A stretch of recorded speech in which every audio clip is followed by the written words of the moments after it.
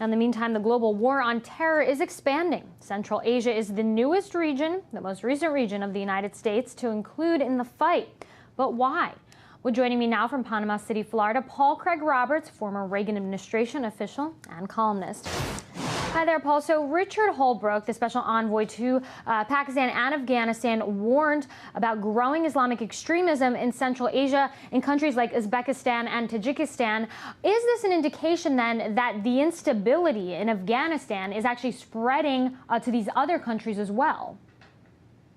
Well, it could be that. It could also be an excuse for the United States government's policy of encircling Russia and Iran with military bases.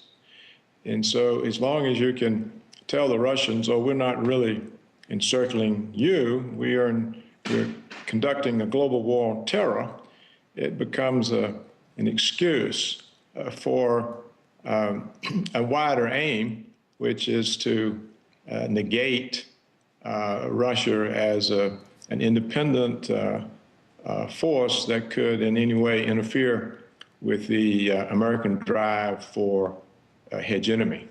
You mentioned the word excuse, but either way, how will the United States respond to this, especially in the future?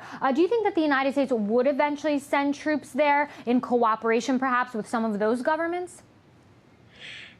I think what the United States wants is military bases there. Particularly bases where they can have interceptor missiles that would render the military capability of Russia impotent, so that they can eliminate any opposition to their plans from the Russians. And of course, they're also in the same area encircling Iran. In fact, Iran is pretty much encircled now. And then that leaves them only China to deal with. And they intend to deal with China the way they did with Japan, and that is by cutting China off from oil. You mentioned. So that is what. You mentioned. That's what's really afoot. You did mention more military bases, but can America afford it? Talk about the possible economic implications here. They think they can afford it, but they want them, and that's all they're thinking. They're not considering the risk of major confrontations, the risk of nuclear weapons.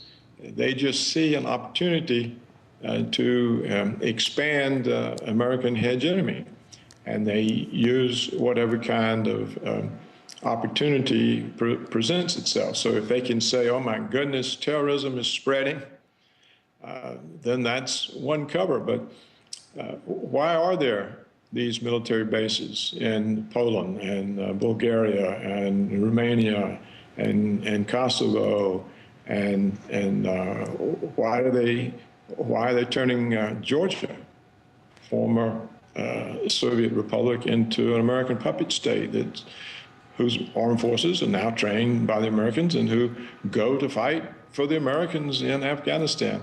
So they obviously have larger aims. The war on terror is a cover for more worldwide kinds of aims. Dr. Roberts, very briefly, you mentioned the term U.S. hegemony. What could the response be on the part of the Russians or the Iranians then? You mentioned those two countries specifically when you were talking about this issue. Well, I don't know what they will do. Iran isn't much capability, and I don't know how the Russians will respond. But we have seen recently in statements from both civil and military officials in Russia that they see this as directed against Russia, and that NATO is now considered a growing threat to Russia. There's no real reason to have NATO in Eastern Europe.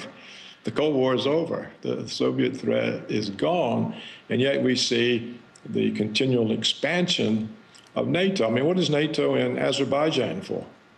It was nothing to do with Europe. That's a question that many people are definitely asking themselves, especially experts here in Washington, D.C., and perhaps all over the world. Dr. Paul Craig Roberts, thank you for your analysis.